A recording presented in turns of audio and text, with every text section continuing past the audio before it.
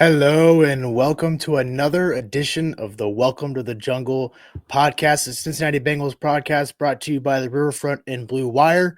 My name is Owen Timmerding. Joining me today it's Seth Shaner. And Seth, tag, you're it. Yeah, everybody's thinking about the tag. And certainly, as we talked about when the reports came out a few weeks ago, this is all about negotiations and leverage, I guess. And the Mhm. Bengals, because of the tag, a tag which the Players Association has not forced out of the collective bargaining agreement over all these many years. We're talking 30 years or so. It's still there, and the Bengals had that luxury. So they've tagged him and Tee Higgins, that is, and you're right. I mean, it seems like they need to keep working because last year, as we Mhm. discussed last week, the Bengals were the only team not to come to a long term deal with the person they tagged. Absolutely. And of course, we're talking about Tee Higgins, and it's that we texted before. This was the first major domino to fall in this Bengals offseason. We've been talking ad nauseum about the big three, the Jamar Chase, the Tee Higgins, the Trey Hendrickson, what they're going to do. And this is kind of the first thing that we have here. And it's the first kind of peek into what the Bengals offseason has looked like, I'd say. Yeah, and the thing for me is there's so many layers to this onion of kind of emotionally and things Mhm. like that. It's clear as T. Higgins tweeted some things the past few days. One was the blue hat, which I had to be educated on. And then the other was obviously tag, is all he wrote with a period at the end. It's clear that he's not happy about that, right? He doesn't want to have to play another 1 year deal when a guy could get hurt and even more hurt than he's been hurt before, and then it jeopardizes future earning capability. So there's layers there, but there's also the hope as a fan that, oh no, they're in a much better place than they were a year ago. A year ago, he was really angry about this, and Mhm. his agent said some things, and he's got a new agent, and you just hope that the ball just keeps rolling. And I guess the good news is he's going to be a Bengal this year as long as he reports. Yeah. I mean, people forget this time last year is around when he requested that trade, and it Mm. kind of came out of nowhere, and then nothing really happened of it. Like, they requested the trade he requested the trade, and the Bengals are basically like, in typical Bengals fashion, "No, we're not trading you," and then he was kinda just like, "Okay," and then reported to camp kinda with no issue. Yeah, he came in not late, but he came in a little later than maybe someone who's happy would come in. Mhm. But he Totally. came in way before we thought he would. He came in way before Jesse Bates did in the same situation just a few years earlier. And I think the trade thing is clear. And I go back with Trey Hendrickson last spring, a little later. That was more like after the draft.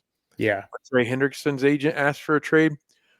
That tells me that the agent, for at least some point, is winning in the discussion of strategy. And then basically T told his agent to get back behind him and say, I'm in charge. I get Yeah. this is my legacy on the line. This is my ability to try to win. And remember, I know it's hard for some people outside of Cincinnati to believe. Around July of last year, the Bengals were, even nationally known as Super Bowl contenders. Yeah. So this was T. Higgins doing what was best for the team. And I guess, in my opinion, but I'm more of a fan than I am a player on the player side as far as his contract goes. I think he did what was best for himself too, because he got himself on the field and had a good year. Yeah, he did. He really showed that he's kind of essential to this Bengals offense, and it's clear that he's a piece that the Bengals have, and that's the beauty of this franchise tag, and that it's the Bengals saying, "Hey, we want to keep you here. It's just we just need to make this work for both sides." And I get it, and that's on the pros and cons of this too. And there's a really great article on the Cincy Jungle blog that lays out the pros and cons of the franchise tag and how it works for T. Higgins and works for the Bengals. And really, the lone pro for T. Higgins is that he's got a nice $26 million paycheck coming his way, which is up from the 20 I believe he got last season on the first tag he got. Was it 20 or was it around 23? I forget which, but Maybe maybe around either way. 23. Either way, it's an Yeah, increase. And I texted you. I said, well, as a consolation prize, getting paid yeah, guaranteed. So that's the other thing. Not everything's always guaranteed. A franchise tag is guaranteed, and in year Yeah. 2 it escalates.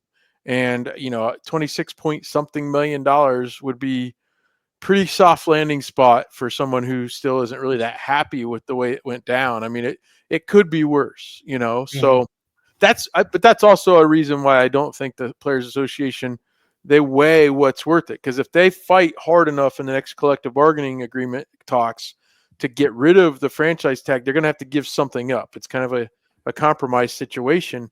And so in some ways, as much as they're blustery about not liking it, I think in the long run, it's not as bad as the agents want to make you think it is. So Exactly. here he is. He's going to be there as long as he reports, and I don't have any doubt that he would. But I'm happy that the talks can keep going, because and worse than this would be if he hit the open market and somebody offered him, way more than the Bengals are ever going to pay him, because he's not our number one Mhm. receiver, right? He could be someone else's number one receiver. So he could bring that offer back to the Bengals and they could say no. And then he'd have a choice to make. Do I take more money and maybe play for a worse franchise or a worse quarterback? Yeah. Or do I stay with the Bengals for less money? And then they kind of, your ketchup on your face or something at that point if you're Tee Higgins, because, you're trying to get the most you can, I would think.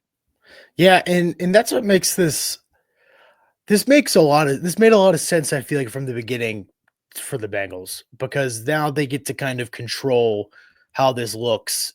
And I get, again, this all comes back to that player empowerment stuff that we keep talking about. And you want these guys to go get what they deserve. And I think Higgins is kind of getting the amount of money he deserves right now. At 26 is a lot. And I think he'd be silly not to play under the tag this year. Again, I don't know a whole lot, and I understand kind of where he's coming from with all this, especially when it comes to long-term stability. I didn't realize this, Seth. He's 26, Mm-hmm. and that's interesting because he technically could have probably hit the open market as a free agent when he was around 24. And that's a big gap between 24 and 26 for when he could potentially be a full, if the Bengals choose to not extend him, or if they don't gain some sort of agreement, that you're hitting the free agency market when you're in your late 26, 27, and then you're going to be asking for number one receiver money. I just think that's where I kind of side with Tee Higgins on this all. And I've been very pro Bengals on a lot of this because you kind of have to be. But the thing about it, if you really take a look at it, it makes a lot of sense why Tee Higgins wanted this done 2 years ago, and something the Bengals probably should have done then too, because what he was looking for was the Michael Pittman $23 million, which would be an absolute robbery on the Bengals end if that's how it turned out to be today. Well, I see your point, but on the other hand, these 2 years has been guaranteed. Yeah, So the problem you're right. is, if on T. Higgins' side, if he would have gotten a long-term extension back then, it would have been more. It could have been between number one and number two receiver money, but Yeah, it might not have been as close to number one money. And then the back end of that deal, no matter who he signed with at that point, would have been um, a lot of it might not have been guaranteed. yeah, So I guess we'll have to look at it later. Like 3 years from now, you and I can talk about it, and let's say, okay, he got these totally. 2 years, 23 and 26 guaranteed, assuming he didn't get a long-term deal this year, and then see what he actually makes after that. Because the other thing is, for him, the cap has gone up pretty high these last 2 years. Yeah, So that 23 2 years ago seemed like a lot, and now you could see, even if Chase gets close to 40, you could see T getting between 28 and 30, maybe, or between 26 and 30. And then now you're talking maybe the actual money he brings in would be more, even having to play under the tag at least 1, maybe 2 years, than had totally. he gotten that deal a couple years ago. And certainly, as we look at it, the Cowboys tagged defensive tackle, and I'm going to get his last name wrong. If you know how to say it, correct me. Osa Odezua. They tagged him yesterday before the deadline, and then by today they had a 4-year, $80 million extension with him. Hmm. And the funny thing about that is it helps the Cowboys, because what I was reading just a few minutes before we came on is the the the first year is 20 million of the first year is a signing bonus, Yeah, and then he only gets 2.5 million in salary. So the way the cap works, it actually affects it. It really helps the Cowboys. And I guess last thing I'll say, unless you take us down another road for T, my impression, I could be wrong. My impression last year was he and his agent were so angry that he got tagged, and the Bengals were so willing to just pay him the tag money and just be done with it that it almost felt like two doors slammed in each other's faces. And you never heard anything about them negotiating after that. Yeah. And maybe I'm wrong. Maybe his agent came to the table and maybe it was behind the scenes and they just never got there. I could be wrong. But right now it just feels different to me because they've got until like July 15th to get this done, or else he'll play under the tag or not. And nobody's going to sit out and not take $26 million. So there's that. So to me, this attitude from the Tee Higgins side and even from the Bengals side, a willingness to try to work together to try to get something done, feels more positive to me this year. I'd have to agree. It's just so I'm kind of in a I'll believe it when I see it No, I hear kind you. of mindset because yeah, I'd like to think that the relations between the T. Higgins and his new agent and the Bengals are a lot better than the old one. Because you're right, last year was pretty miserable, and neither side seemed to be kind of on the same page at all. But I just kind of think, I don't know, it's just frustrating. You really would wish you would have had this done beforehand, and it's just I'm kind of not at the end of my rope, but it's just kind of getting old of Mm-hmm. doing this, Yeah. kind Oh, of yeah. just playing with our food deal and not committing because you can say all this stuff about keeping him valuable. And now Bengals executives are saying that Tobin has been out very outwardly spoken about his want and need to keep these guys at the table, even kind of changing some of his rhetoric at the combine this week, basically saying, like, yes, these guys are going to be here. Yes, we're Mm. making Jamar Chase the highest non-quarterback on the market. He's being very upfront. But then again, and we've talked about this before, is Tobin's not the one doing the negotiations. So it all comes back to this is just not how the Bengals have ever done this.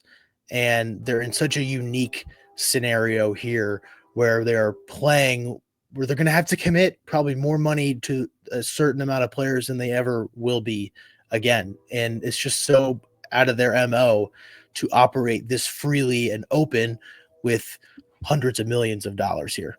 Yeah. And I guess the layers of the onion continue in my mind because T was an early second round pick Mm-hmm. and he outplayed that draft position. And there's no fifth year option for second rounders. Mm-hmm. So I mean, and he wouldn't want to hear this. He doesn't want to see it this way. But my vision of it is he got the tag last year was almost like his fifth year option Fifth being year picked up. option. And then the next thing too is people are laughing at the Bengals at not signing Chase before last season started. And people outside the organization, fans of the Bengals, but even media and people around the country. But the funny thing is to me, cash on hand matters, as we discussed over and over. They're not Stan Kroenke from the Rams. They're not the Cowboys. They don't have that money in their pocket already all the time. But what they will have, as I said, is a bigger cap, and the cap is a result of the TV deal money and how much they're going to make in a given year with inflation and how much it's worth and all that. Yeah. So what money's worth is different, right? Even my 9-year-old yesterday was asking me that, this comic book dad in 1975 cost 35 cents, but wasn't that worth a lot more money than it is now? And I looked at my 9-year like, what? You understand inflation? Yeah.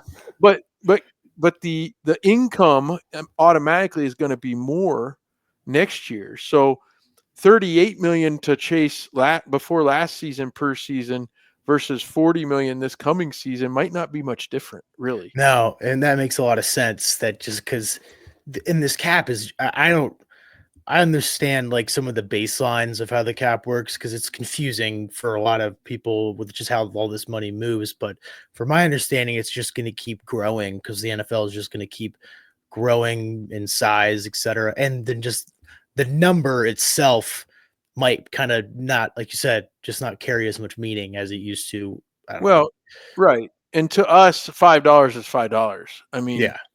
except when you stop and think about what I could get for $5 when I was in college versus what you can get for $5 Yeah.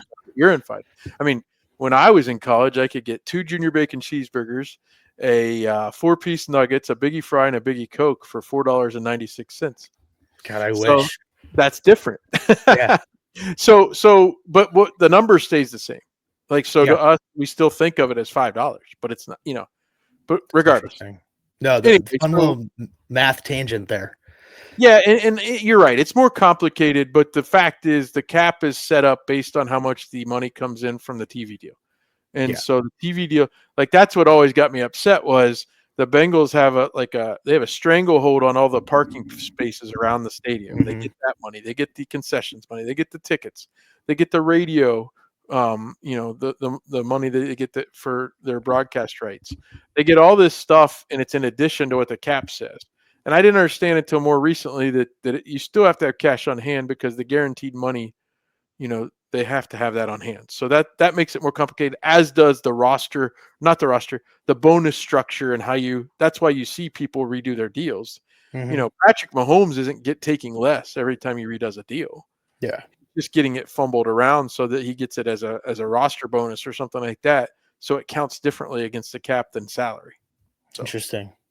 All right. So I think it's a nice segue into some salary cap talk because Bengals had some big news that helps their salary cap situation for this upcoming season, and that's cutting veteran guard Alex Cappa. Spent a couple great seasons here with the Bengals.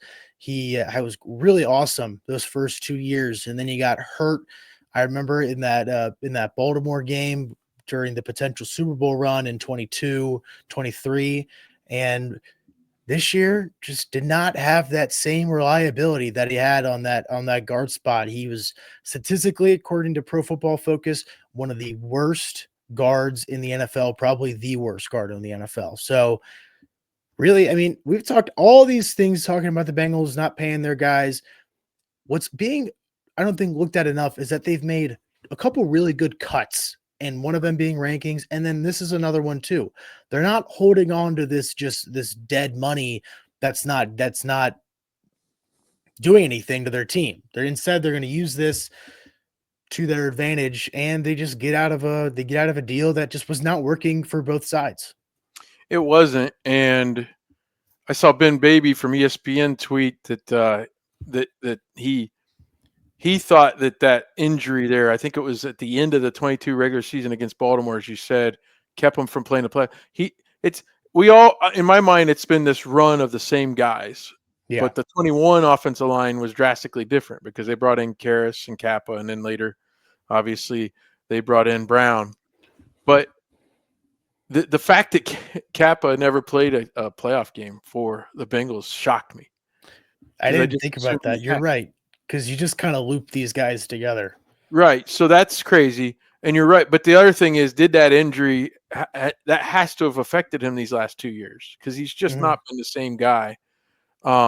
So I think it was the right thing to do. I think a lot of folks expected it. A lot of folks wondered about Cordell Volson, although the hit, if he's not much of a hit of his salary. No. But then also somebody was mentioning that the new Peters, the new offensive line coach, likes Volson a little bit, so maybe they keep him around another year. It does create a need, right? I mean Yeah. they knew they had a need. Everybody knew they didn't play well enough at the interior line positions last year, but now it's okay. Well, that move has been made. How are you going to replace him? Yeah. And Tim and I talked a lot about this on our draft talk last week, is that they are going to probably go out and draft a guard. And there's a lot of great guards out there, especially once you dig deep in the draft, you can tend to hit on some of these guys who are maybe NFL ready. And then also the thing that's related to this cap is this is also a position that is been conveniently affordable kind of in the long term of the NFL. And I think it kind of fits into what the Bengals would be looking for when paying for a guy. I know you made a list, or at least we're looking through some Pro Football Focus stuff on some guys you think would be good fits for Cincinnati Bengals. I did the same exercise. So if you kind of just, you can give some names, give some stuff you like about them, and we can kind of just go down the line because there are some pretty good names out there and Sure. some familiar ones too. Well, so obviously we'll start with the idea that Ted Karras is the center to start Mhm. the year. We just assume that Matt Lee, a lot of progress has been made after that he was picked in the 7th round last year. So we don't think they'll sign a center who's only a center. Don't really think with Mims and Brown that they'll need to sign a starter caliber tackle. They may add a swing tackle, right, at a lower, like after free agency, the big wigs go, and then maybe even after the draft. Um, another thing is you looked at it as I looked at it at this list. The Bears were awful on the line last year, and yet I see Yeah. several Bears on this list. Ranked I, highly too. I don't know how good the Cardinals were last year on the O line. I haven't dug into that as much, but I also feel like there's a lot of Cardinals on here too, down at the bottom. But the Chiefs tagged Trey Smith, and I don't think the Bengals would have been swimming in those waters anyway. But he's gone, and so the first couple guys listed, Stanley and Robinson, are tackles. Drew Dahlman's an undersized center. I don't think they're going to go after that. So then you start with the PFF ranks. The highest guard only is Will Freeze from Indianapolis. Mm-hmm. And then you get Tevin Jenkins and an old friend, Kevin Zeitler, Mm-hmm. who drafted by the Bengals, left once. They tried to get him to come back. He didn't like the offer and turned around and left again. Like he didn't even sign. And then James Daniels from Pittsburgh. I don't think they would be in those waters because of age on some of them, but also how much it would cost. I didn't know. Did you think they would go after any of those guys? Those are the guys I had listed, and I kind of liked what I was reading about Daniels and Fries, and I was like, oh, this is me not being totally tacked into the NFL, but they were injured. Then that's why some of their grades are so high. A lot of them, they both missed a lot of time this year. So I think you're right. I do think Zeitler kind of makes a little more sense. I think if he wants to come back, I'm all for it. He was great. And he's been pretty consistent the whole time. He's not really had a lot of dips in his production. And I mean, he's 34, which is kind of my big concern about him. And Yeah. I would love to add another veteran on this offensive line. I think Orlando Brown's been a great leader. I think Karras is a great leader. Why not bring someone who really bought into that Detroit energy from last year and bring him into something like that? So I like him. I like some of the guys I have in the draft. Another guy I like that stood out was Brandon Sheriff, the guy from Jacksonville. I think that could That's be a good fit. so he's a guy for me who I've wanted him as a Bengal for a long time. He's Yeah. 33 now, so that falls into that. He might be getting a little old for the Bengals. I mean, between he and Zeitler, if you do it, you're probably saying guaranteed money for 1 year, and then after that, it's kind of like performance, based. But Brandon Scherf would be like uber leader. Everything you just described, he would bring to the Bengals. Totally. He is a eat nails type guy, and he's the guy. I mean, I think I may have mentioned to you before, but years ago I used to listen to a national guy on the radio named Steve Zabin. He had a talk show, and he was based in D.C. and he's a big D.C. like a Redskins fans growing up.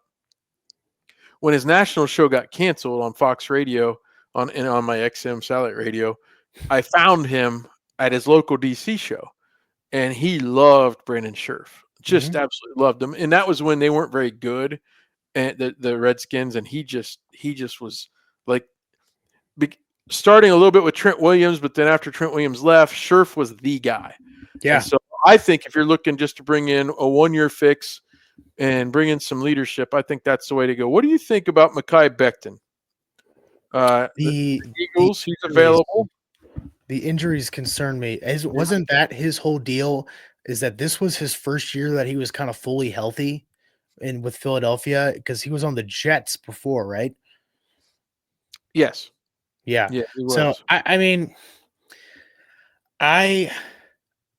it's so hard to kind of get a gauge on some of these guys because health is really the number one determinator in all of the NFL, but especially these interior guys who probably take the biggest blows.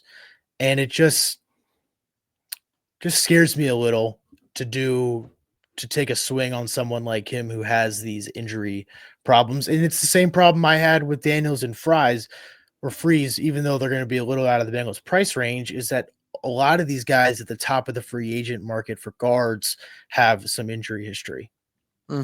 They do. And you're taking a chance. I mean, Trent Brown, right?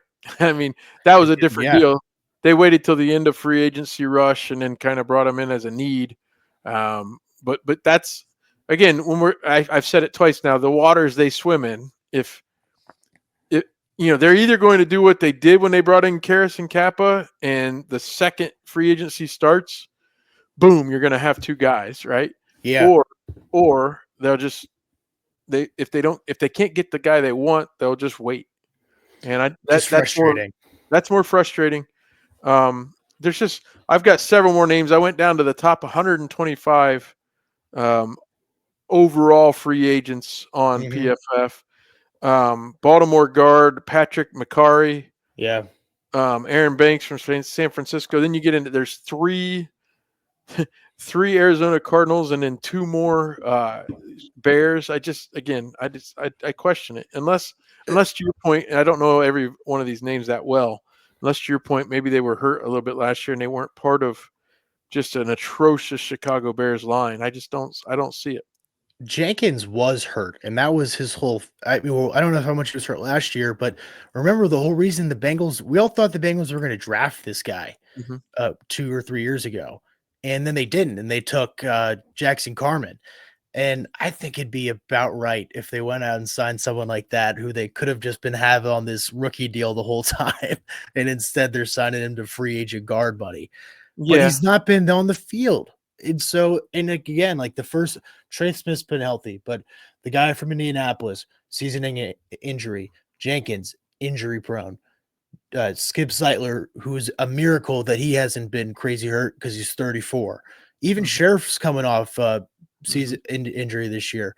And maybe that's just something you have to take a risk on because all these guys on the line, and like you're right, you already said it. Trent Brown, who I thought was going to end up being fine, we didn't get to see him pan out because he didn't come to camp in shape and he had to get back in shape at camp. And then he plays week 1 was terrible.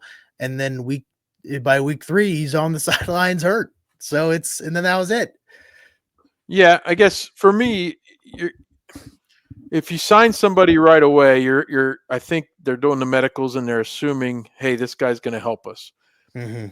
But if they get a guy, even the older guys like Zeitler or Scherf, if you get them, that tells me you're still, and maybe you are anyway, but you're drafting. You can get a guard that's developmental, that's going to be ready to play in a year or so, as late as the third or fourth round. And That's actually, kind if of what I you was get a guy in thinking. the third round, you might even be ready to start him if needed, if there's an injury. Mm-hmm. But what I don't want to see is to have those young guys be counted on to take, because we didn't like what we saw out of Kappa this year, but you thought he was a good player because of what he did in Tampa and what he did in 2022. So you're trying to replace what you thought you had, not Yeah. like you can't be happy with a very tiny incremental improvement over Kappa last No, year because he was really bad. he was So horrible. yeah, and And just looking through his grades, I mean, these were his PFF grades last year. Overall, he was a 50.5. Pass block, which 39.7. And so and then Volson didn't have a great season either. So if both of your interior guys are pretty much just a revolving door, yeah, no crap why Burrow just seemed to be under pressure the whole time, because it never really seemed like we had an issue on the ends because Brown had a great season and so did Mims, but it was just you, the Bengals made the right choice is really what I'm trying to say here. Is you could not have looked at his production last year and been like, all right, well, he was good for 15 games 1 year. And you're right. We're pretty much we were just banking on him magically returning back from this horrible ankle injury that he suffered. yeah, and it's So possible. I mean, if I don't think he'll be back, but if you sign some free agents and you draft somebody and then you just need one more guy for depth, it's possible a guy like Kappa could come back and on a way, way reduced salary, but that wouldn't who be to start. knows? That would just be to fill in. Yeah, no, in Karras himself, he's only probably got a year or two left at Yeah. best. But I will tell you, if you have two good guards beside him, it makes all the difference in the world with how he can perform. So Because then you can afford to also have a like slide in a Matt Lee, like you said, if after Karras is gone, to if you can get some really solid guards. And it's just amazing to me how we're in year, what is this, 6 of the Joe Burrow experiment, and we're still talking about how can the Bengals fix this offensive line. Yes, and certainly the more you give to receivers and quarterbacks, the less Yeah. you can give. And actually, let's wait and see what Orlando Brown has to say here in the next 6 to maybe 18 months, because they front loaded so much of his deal Yeah. that I'm waiting for him to want more money and try to come back to the table. So we'll see how that goes. Hey, I guess I was going to actually bring something up when we were talking about T. Yeah. If you explore the fact that obviously Jermaine Burton was a complete flameout, but I want to say this, bookmark this fact: they haven't cut him yet, and he's not No. costing them anything. But for me to see him still be part of the organization, technically, that's not that surprising, I guess. If it Oh, almost yes. any other organization, I think he'd be gone. So there's Yeah. I that. mean, But if they swung and missed on that, right? That could have, if he would have been a star from day one, which I know he wasn't going to, but let's just say the weeks that Tee Higgins missed, maybe he steps in and catches like 8 balls or something like that. mhm. All of a sudden it's like, oh, do we need to bring Higgins back? And I'm not saying he could have been better than Higgins. Higgins is probably better than him, no doubt. But now you look at it again, and I want to give you one name. Certainly, um, I like my Ohio State receivers quite a bit, but the one name I want to give you is Jalen Knoll Yeah. from Iowa State. Mhm. He may be like a 3rd-round pick. He may move himself up into 2nd, but if he's a 3rd-round pick and the Bengals are still kind of wondering what they're going to do with T, I think that would be an excellent guy to bring in. God, you'd love for the Bengals to not have to worry about that in the draft, though, Yeah, right? because I mean, if you could get Tee Higgins long term before the draft, you already know you've got Chase, even though we want him to get signed, right? Like Chase is playing this year no matter what. And yeah. Well, because he's so already under that option. He can't. So he's not tagged or anything. So he's right, got to. that's your option. He's under Yeah. contract. So So yeah, but if you could, I mean, if they could sign both of them and then you don't have to worry about it, like maybe take a flyer in the 6th or 7th round, but that's not the same thing as taking a 3rd-round pick when you could use it on a guard or you could use it on a linebacker or something like yeah, that. I'd probably be more inclined to take a guard or something in the 3rd round, regardless. Mm-hmm. That's just me, because I think not that receivers are easier to come by, but the Joe Burrow effect kind of makes these receivers better. So you Mm-hmm. can, I mean, well, I'm not even going to blame Burton because he kind of made himself worse by not even being able to be on the field. But I mean, Yosivas, is he a top 45 receiver? Really? Like, I don't know. Like, is he right on that line, you think? I don't, it's, but maybe farther than that. I'm trying, he's the highest of the number threes, I'd say. He's So, up there. He showed great improvement. You want him to keep improving. yeah. Athleticism is not a question with him. So Mhm. that's big there. You don't want him to drop passes. He came up big in certain spots, and then there's other times where you watch the games and you're like, man, if they had somebody in that spot, especially the games when T was out, if you had somebody in that spot just a little more reliable, whether it's a Yeah. drop or whether it's maybe Joe Burrow didn't like the route he ran or whatever, I don't know, but I like him a lot. But I don't. I mean, I like Trenton Irwin in 2021 or two as well. So like it's like Mhm. yeah, you like him, but I'm not ready. I would never be ready to say Yoshivash could be like the replacement for T if we don't have him anymore. Well, and that's what No, you're not people saying were that. saying last year. Yeah. Like last year, people were like, "Oh my God, we have this guy coming up who's just going to be just as good, or not just as good, but he's going to be a viable replacement." And last year, I didn't really see anything, like you said, No. that I was like, "Yeah, get like kick rocks, T." I never felt like that. And you're right. I think Yusufovich is really good, but he's a number 3.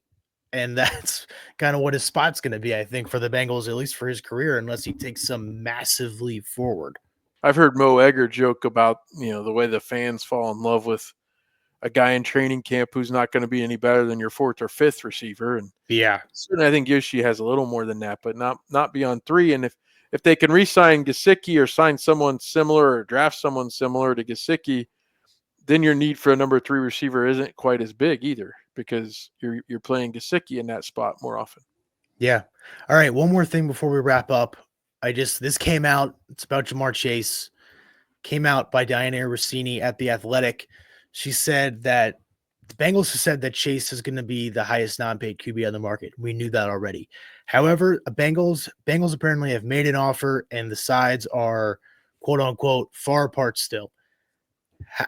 Why do you think this is the way that is? Because we got so close last year. I think the numbers there, and I think that's not the problem. It's the structure.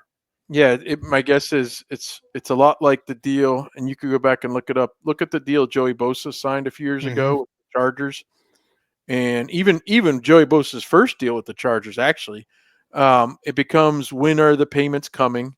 Are any of them deferred? Because we're talking millions of dollars. Like that, even interest alone on millions of dollars makes such a big difference. So why would Jamar Chase want the Bengals to hang on to that money? Yeah. When it could be in his bank account, right? So I guess for me, that's what it is. It can't be, because we can't be talking more than a few $1 million at the most per year. Totally. So even maybe 1 million, like get me over what Justin Jefferson signed a year ago, and then let's get to where we need to be on the language. And so, to you and me, that might not. It doesn't see 40 million is 40 million, but sometimes it's not. So, I guess so. All right, everybody. So thank you for tuning in to today's episode of Welcome to the Jungle. As always, we'll keep you tapped in. We'll be back here next week. Big free agency push kind of starts from here to now. Free agency starts a week from Wednesday, and then we'll just keep knowing even more how close we are in this Bengals situation. I think now that this first domino has fallen, the other two are not so far behind. So we'll go ahead and close this out. Thank you for tuning in on behalf of Seth Sainer and Owen Timmerding. Thank you for listening, and Hoo Day.